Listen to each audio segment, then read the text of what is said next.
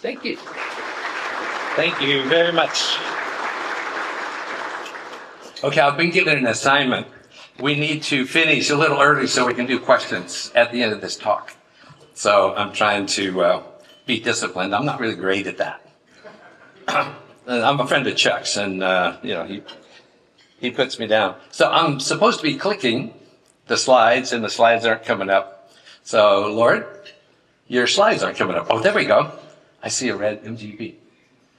The pictures are different. Is that what's going to come up in a minute? Oh, this high-tech stuff. Okay, so real quickly, the talk that I'm giving used to be called, Is the Easy Yoke a Joke? And the reason is I was able to travel around the groups of missionaries all over the world, and I would often ask them, how many of you guys are under a heavy burden? So 80, 90% of the people raise their hand, and I'm thinking the other 10% are lying about it. And so I got to thinking in Scripture, Jesus promises something different. He promises that his yoke is easy. And I'm wondering, why in the world aren't we finding his offer? Why do we all seem to be under something that is so difficult? It is pretty common. So I don't know if you guys want to do the hand. No, I won't put that to you. So I had to go to China to find the easy yoke. I couldn't find it in the U.S. And the reason is I think I had so much pre-programming on how to think that my thinking wouldn't let me get there. And so by going to China, I discovered in the first year or so, every idea I had about ministry turned out to be wrong. And I had to go through this re-education process. And there were simple ideas like I wanted to serve God with my company. And then the Lord explains to me that I don't own anything, so why do I insist on having a company with which to serve him? That idea is not really very good. I wanted to reach influential people to disciple. And he goes, I'd rather you let me decide who's influential and who's not. That would be something I'd like to make a choice about. So all of these ideas got turned upside down. So let me give you just a real quick intro to my background, and then we'll move into, I want to give you 6 or 7 examples of what does the easy yoke look like regarding finance, regarding marketing, regarding HR, regarding designs, regarding all kinds of things. So you begin to get some illustrations of how this thing might work for your lives. My intention before we're done is to give you something that you can experience Jesus with on a daily basis. So I hope to be able to hand off those things.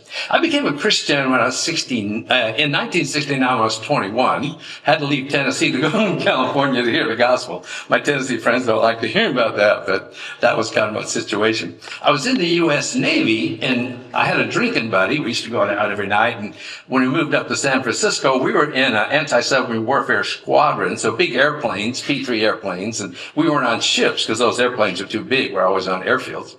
And so he invited me to go to church. Now, when your drinking buddy invites you to go to church, that raises some question marks. And I go, no, I am not interested in going to church. And he said, wow, he kind of sweetened the deal. He said, I'll get you a date with California's Junior Miss. How about that? I go, okay, well, maybe once I'll go. And I just went to this church, and those people they just loved me, and I could not figure it out. So I went back to their church every time the doors were open for about a month, and I finally went to Jack, the pastor, and I said, Jack, you guys have something I don't have, and I'd like to have it. He said, well, have you been listening to what we're saying about Jesus? Are you a Christian? And I said, well, of course I'm a Christian. I'm an American.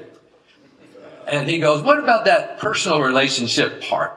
And I said, you might be able to go over that one more time. I'm a little rusty on that part. So he just used the Romans road and led me to Christ in September 19th, about 7:30 in the evening in 69. And it took. Now, about a month later, I prayed my first prayer.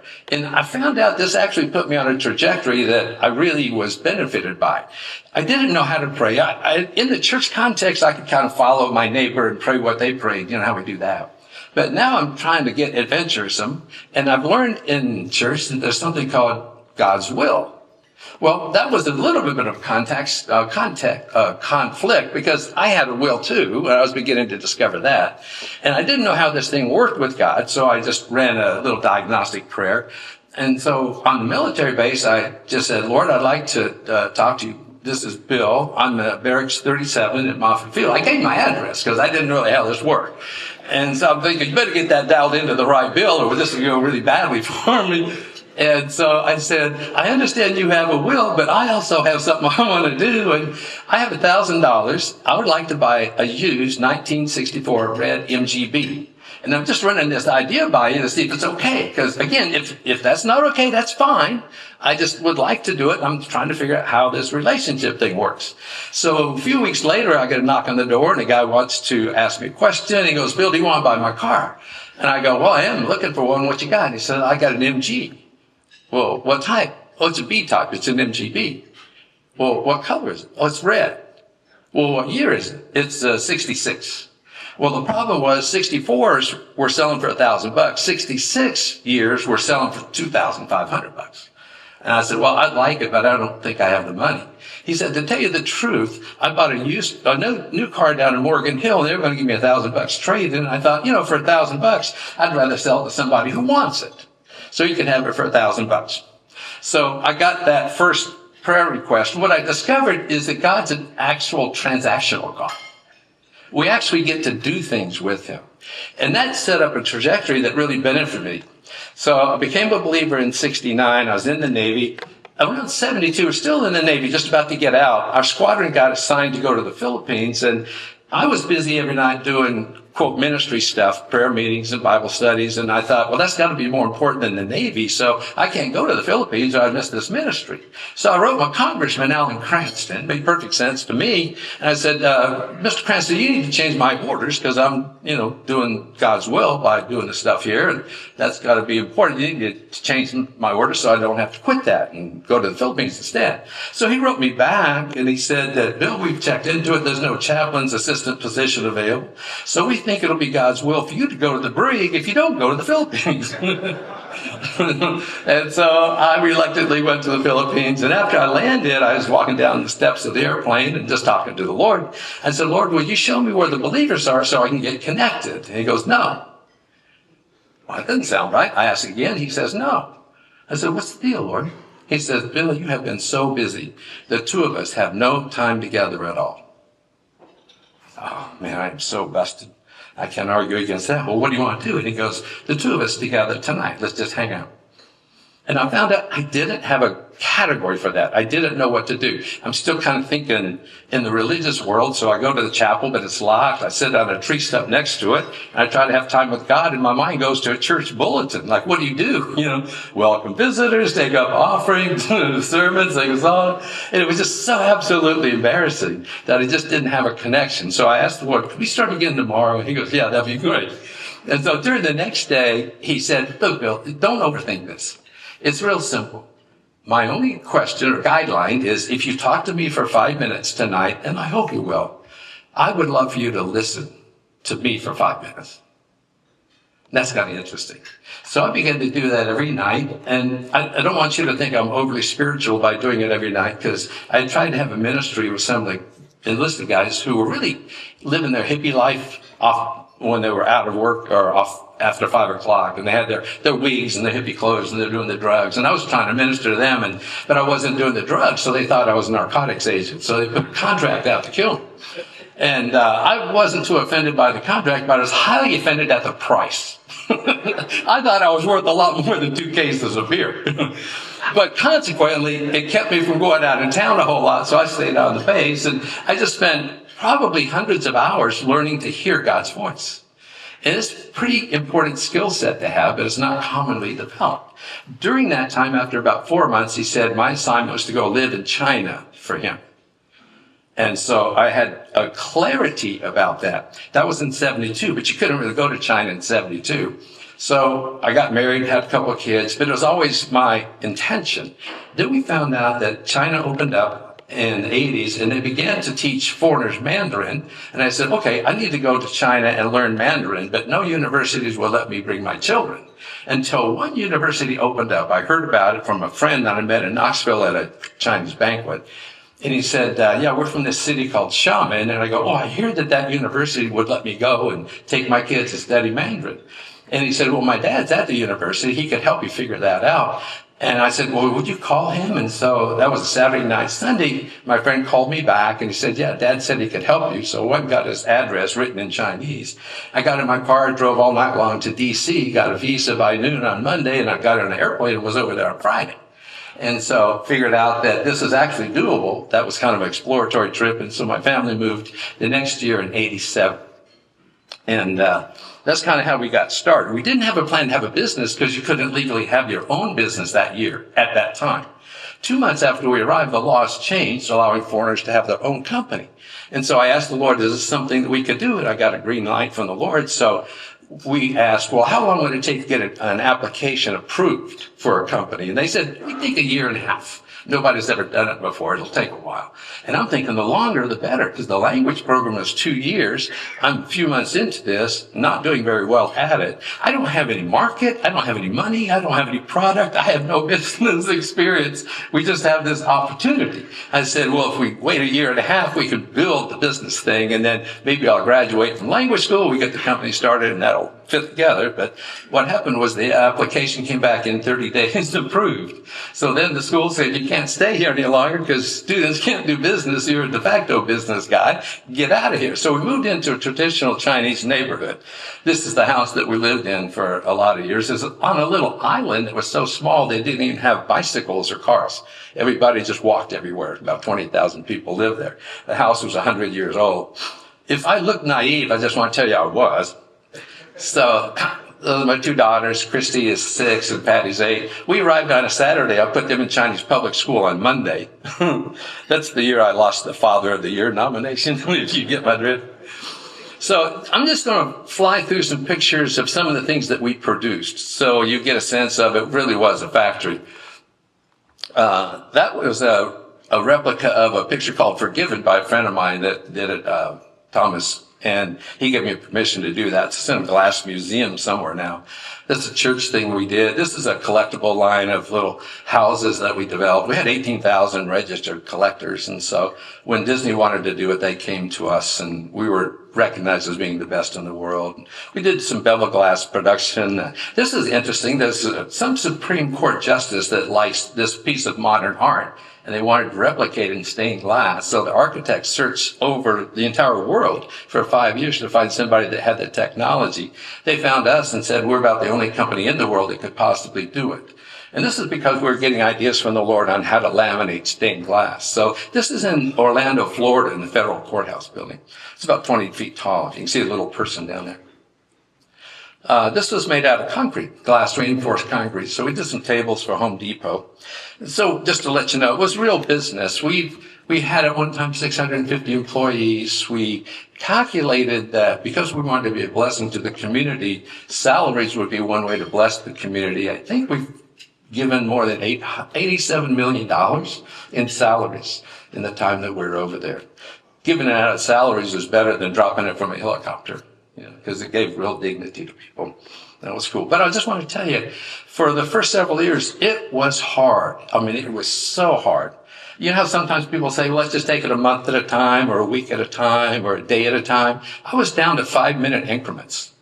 I remember, okay, it's 1 o'clock. We're still here. Let's see if we can last to 1:05. The pressure just felt so heavy.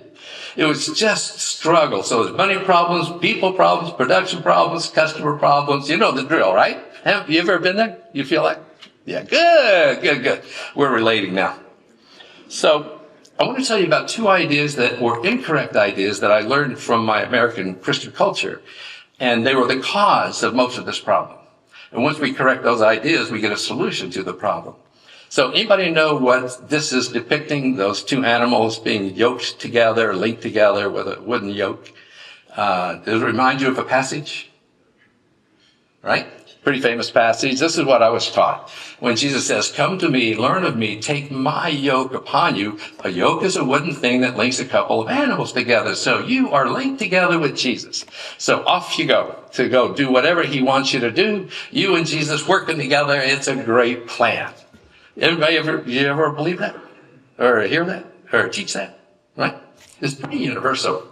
Well, Jesus asked me, he gave me this picture one time of these 2 animals yoked together, and he asked a question. And the question was, Bill, if this is the case, What percentage of the load is yours? What do you say? I said 50%. He said, son, I love you way too much. I would never do that to you. You would never survive. And I thought, dang, this is a big deal. We're sending people out to do it the wrong way. The average lifespan of a missionary in China at that time was 2 years. Why are they getting wiped out after 2 years? Why can't they go longer? Well, this is the answer. Because we're trying to live a life incorrectly. We're trying to carry half the load. Right? And then he gave me a picture. And this is a sketch done by my son-in-law to kind of capture the idea. But the picture he gave me was myself and Jesus was maybe 6 inches taller than me. And he had on his shoulder a bamboo carrying pole. You know, those little flexi things, the Asian, they're real common. They got hooks on the end like this. And so he did this drawing, and the younger person looked suspiciously like my grandson. And so I think my son-in-law drew him in. But what I saw was me. I was there with him. And then the verse, come to me, learn of me, take my yoke upon you. And so I got my shoulder under one end of the bamboo pole, and I'm lifting it because I want to be the hero. Be honest. We do want to be the hero. So I got to, get something to give myself a good reputation with. And as I'm lifting this, it's hurting. So let's say there's 50 pounds in the basket, and I'm maybe lifting 30 pounds. And that's okay for a few steps. And then the 50 pounds instantly becomes 500 pounds. And it drops a couple inches. Now I can't bear it. And so I either choose to leave or get closer to Jesus because his height creates that bow, and I can get under the ark. And now we're closer to each other, and then the 500 pounds becomes 5,000 pounds.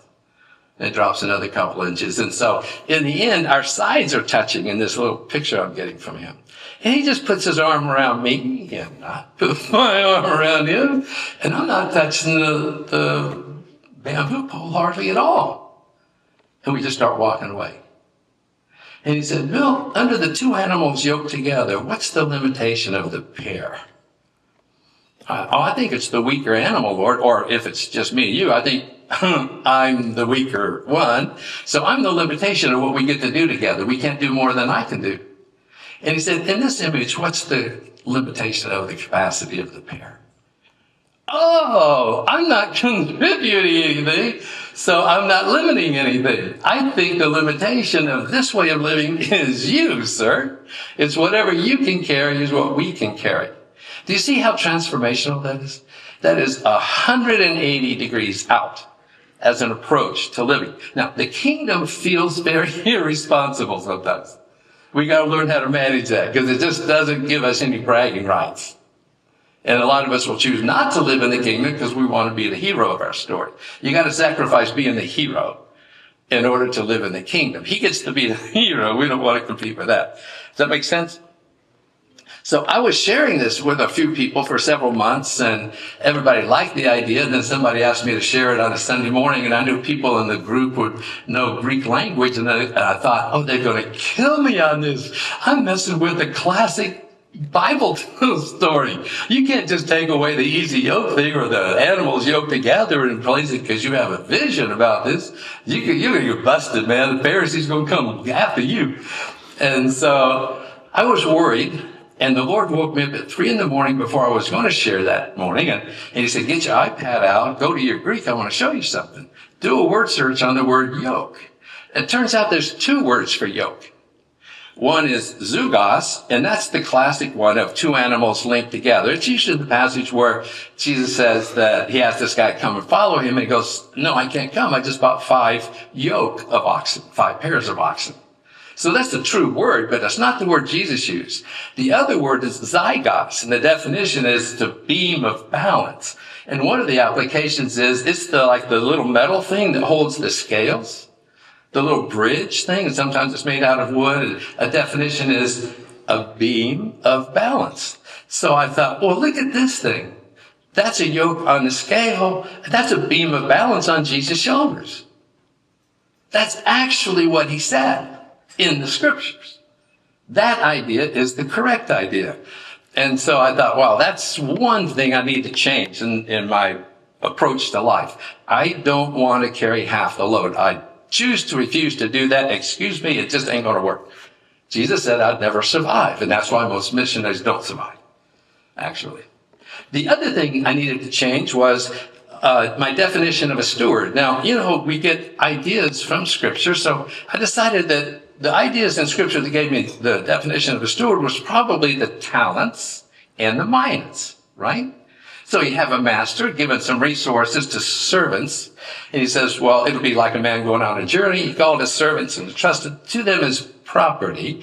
To one he gave 5 talents. If you convert that, that's about $5 million. To another he gave 2 million, and to another 1 million, each according to his ability. And he said, do business until I return, right? Then what does the master do? Anybody? He goes away. So the steward doesn't have the master there to help. He's on his own. And that's exactly how I felt.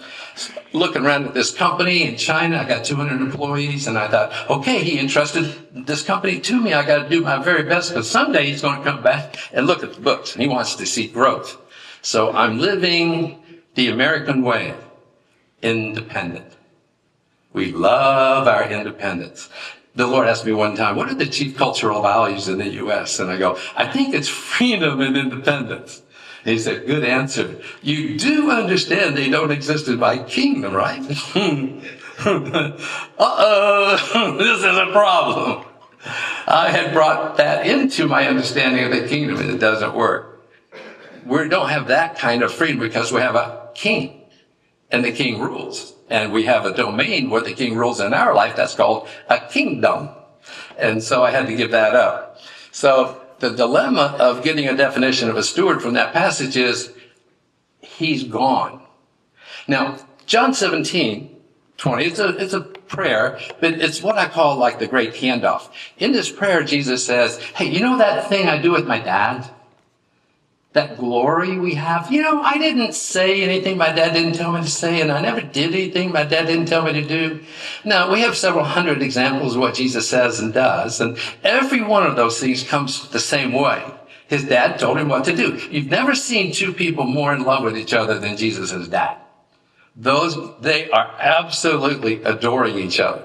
So much so that they live together in everything. Well, the last 2 verses of John's gospel says, I don't think all the books in the world can contain the stories of what Jesus said and did. Every story comes the same way. His dad told him what to do. And then in this passage, he goes, hey, that glory I have with my dad? Today, I'm giving it to you guys. It'll be me in you and you in us, the same way it was me and my dad. So now you go back to the defining what a steward is, and you realize this is the way we go to work every day. We're arm in arm, going to work. We're doing it together. Everything we do it together. And it shifts a whole bunch of responsibilities. So if I'm by myself and I have to decide, do I hire this person or not? It's my decision.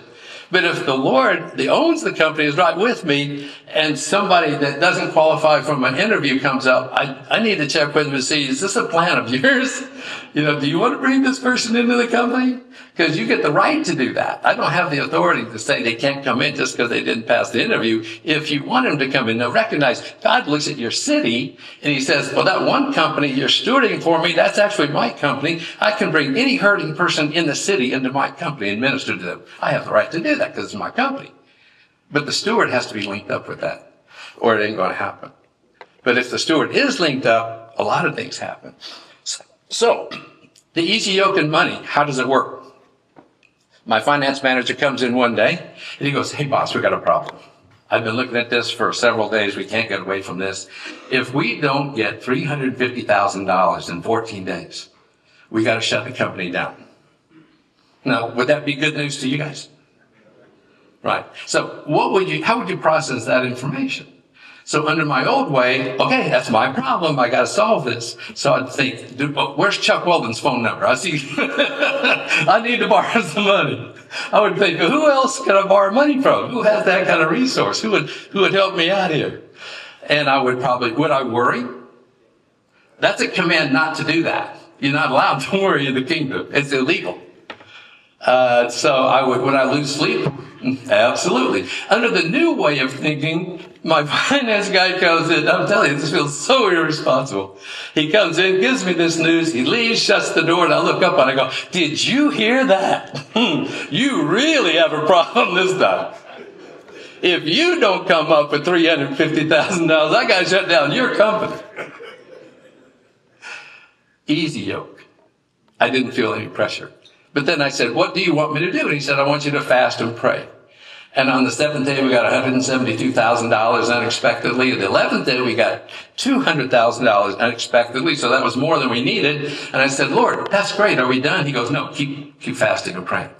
There's something else we're trying to do, which is to raise $1 million to give us a year to transfer out of being a low-cost labor, value add, and being a process efficiency. And my board of directors thought we might go a year without any orders. We better give $1 million to transit that. On the 13th day, a Chinese Christian businesswoman came to visit our factory, and she goes, I hear you're trying to raise some money. How much have you got? Little embarrassed, 0.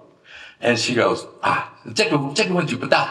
in Chinese, it's okay, I'll cover it. So she gave us $1 million on credit on the 13th day. Easy yoke. Easy yoke and hiring. So see this? You put your hiring problems in the basket. You don't wear them yourself.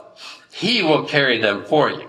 It takes courage to try this. And you got to have enough relationship with the Lord to where it's not irresponsible. It could be irresponsible, just be check it out. But if the relationship's there, it's not irresponsible. So I'm walking home one night. This is 5 houses away from my house. It was dark that evening, and the door on the right side was open. And you see there's a little stone lintel there. And there was I was walking past it, and somebody pulled my shirt, like they got, trying to get your attention.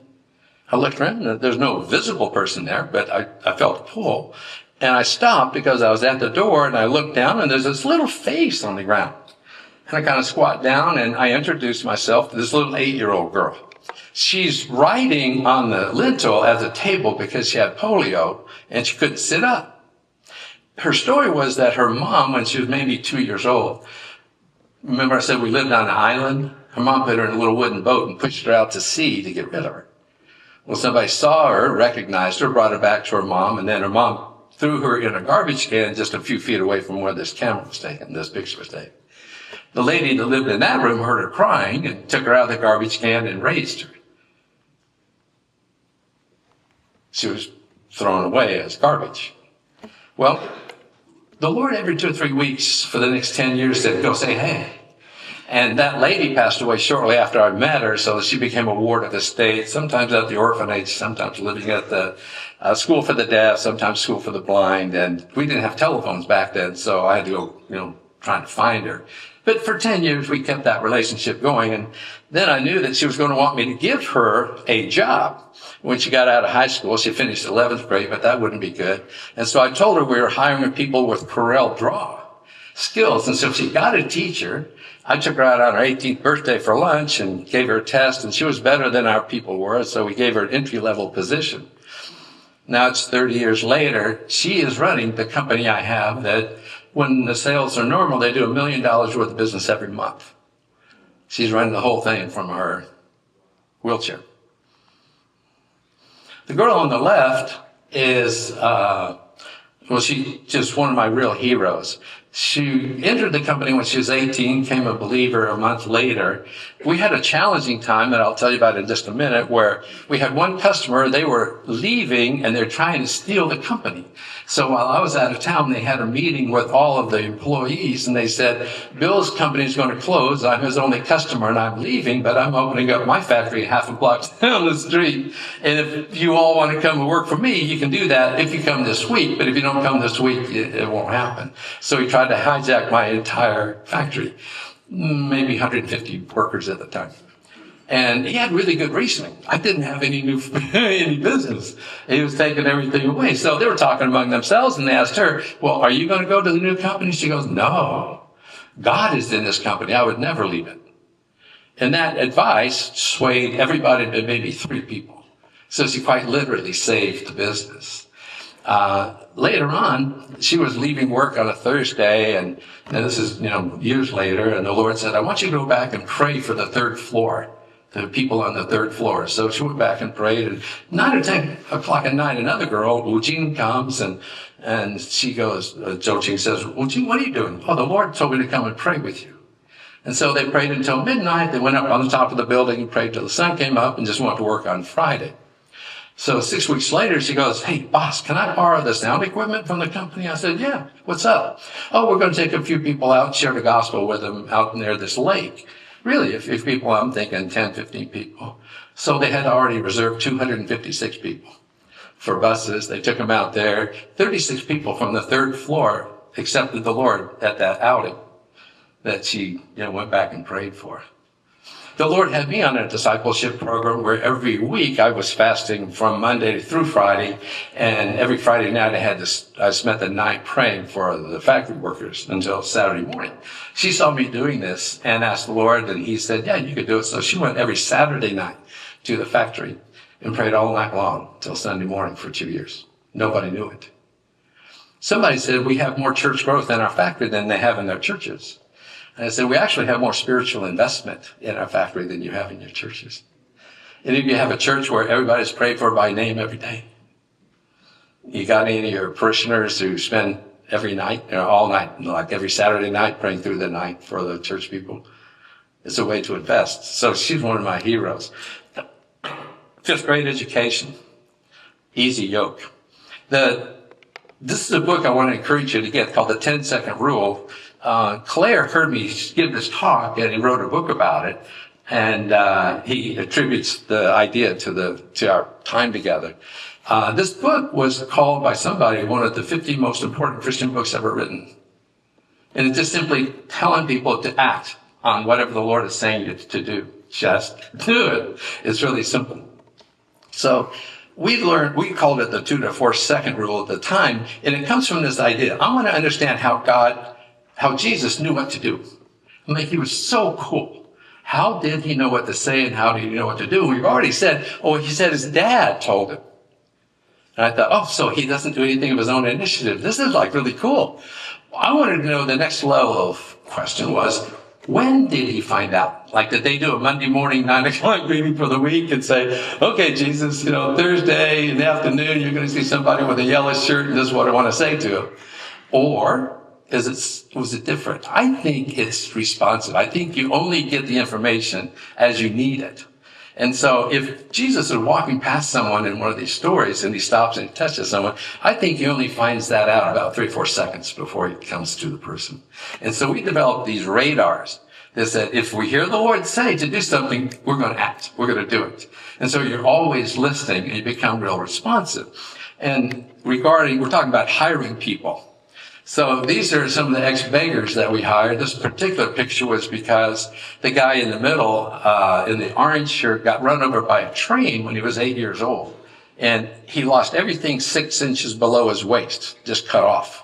But he lived, and now he's in his 30s, and he was selling pornography and gambling stuff. And so I met him, and then I went to the factory, and these other guys were at a division of my company, and I said, hey, what are you guys doing tomorrow night? Are you free? Yeah. Hey, I want you guys to go tell your stories to this guy that I met down in, who was doing this stuff. And he goes, oh, yeah, that'd be great. So we got off work the next day, and I took them to the other side of town, and they went and shared their stories with him. The guy on the left, Wang Haisheng, kind of a midget guy, when I got out of my car one day and he was waiting for me in the parking lot. He goes, hey, boss, how are you? And I go, hey, who are you? And I ain't your boss. And he said, well, you're going to be. What are you talking about? I've been looking for you for 6 months.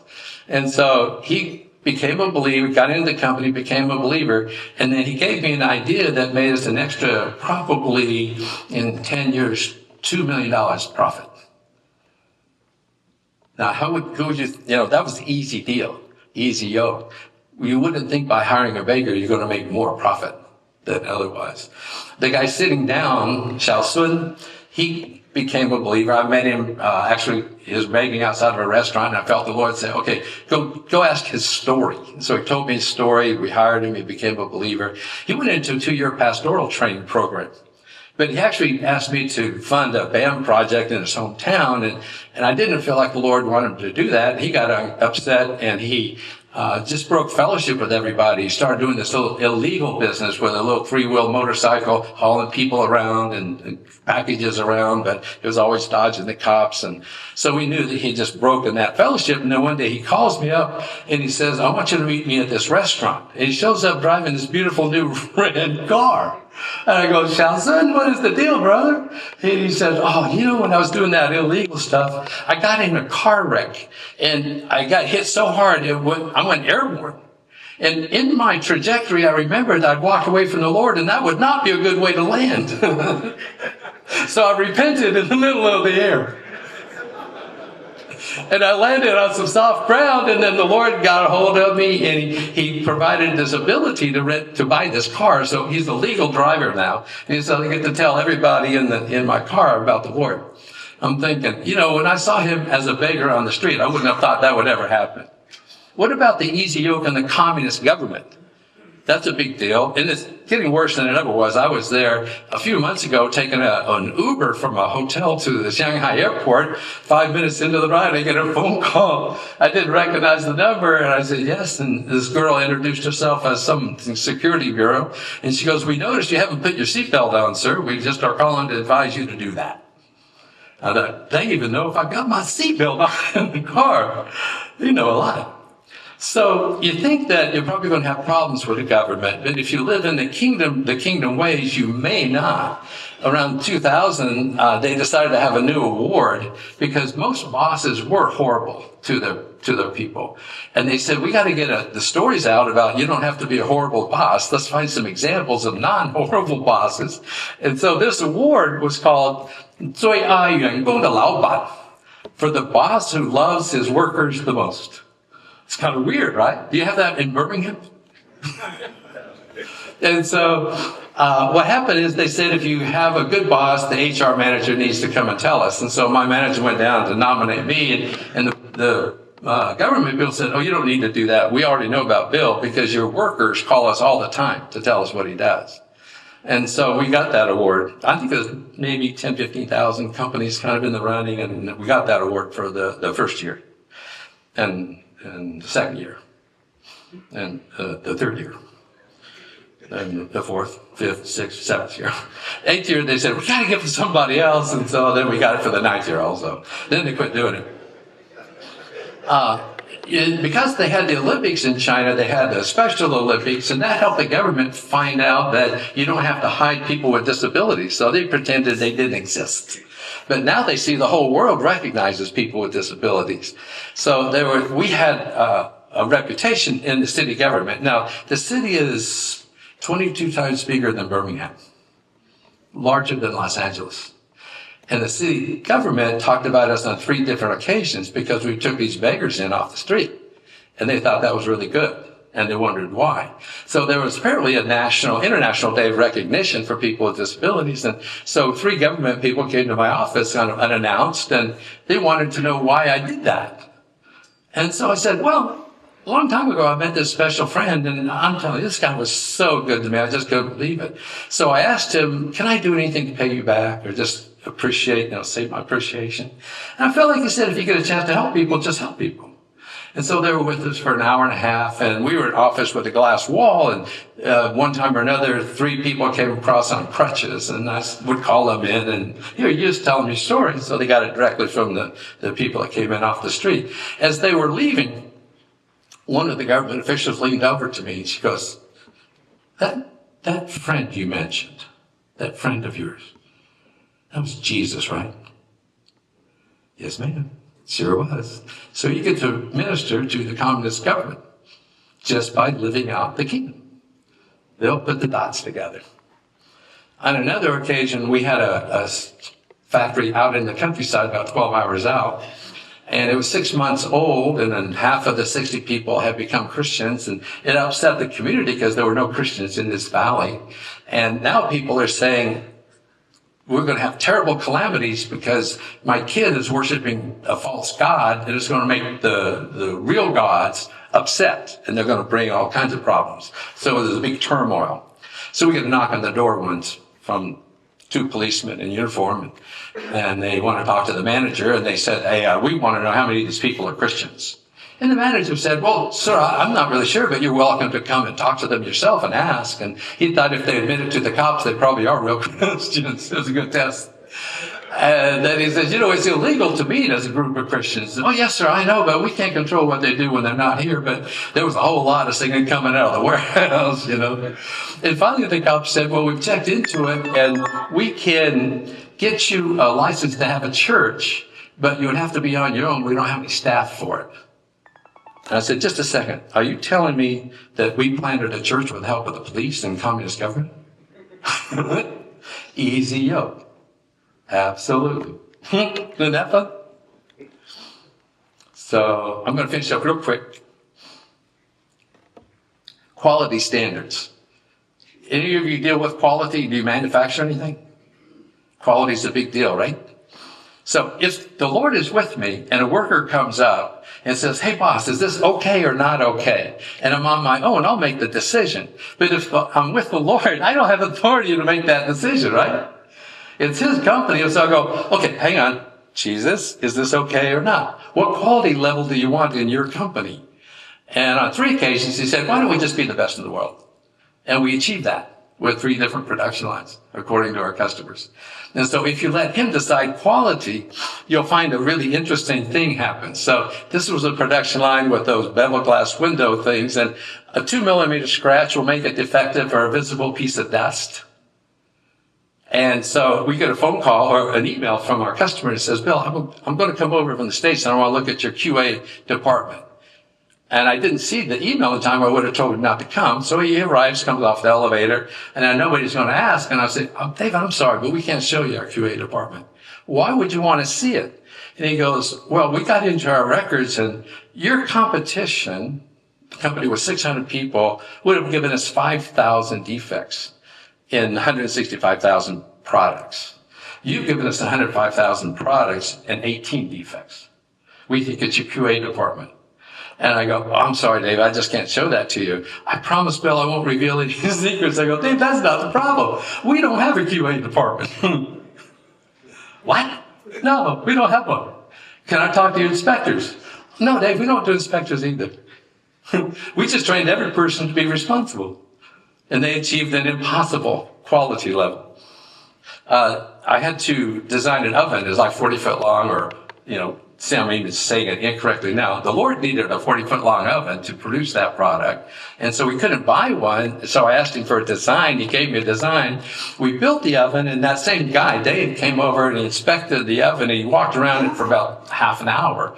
And he came over, and I forgot his exact words, but it's something like, Bill, where'd you get your doctorate? I said, what are you talking about? He said, you got a doctorate in engineering, I'm guessing. Why would you guess that? Well, I got 20 engineers working for me. I gave them a project real similar to this, but they didn't come up with anything this elegant.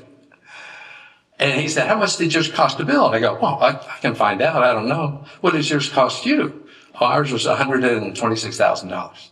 So I found out ours was $5,000. And I realized, I'm doing it again. I'm stealing God's glory. I didn't say that out loud, but I go, hey, Dave, I got to be honest with you. I've got this friend, and I asked him for help on this oven. He is so smart. And so all the good ideas came from my friend. They didn't really come from me. And I began to see the Lord is a great designer, but under the easy yoke idea, you got to put the weight of the problem in the basket and let him solve it for you. We had an entire production line. It's too much of a story to tell, so I'll just move on and finish up so we can do some questions.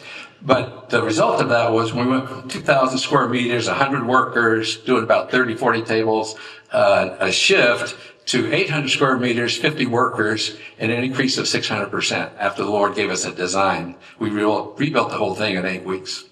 What about his impact on you? So you put the question of impact in the basket. We found that workers were telling people that they learned to walk with God in our factory. I said, really? We don't have a Walking with God program. How did that work? And they go, we watched. That's what you did. And I realized, that's like easy. So I gave one company away. 4 years later, the guy I gave it to invited me out to a banquet with about 60 of the old employees. We had a wonderful time hanging out together. But I hadn't seen him for 4 years, and there was a new girl working for him, and she comes up and says, "Hey, I want to get to know you." And I said, "Well, that's possible, but I'm curious why you would say that." She said, "You don't know this, but these people talk about how much you love them every single week."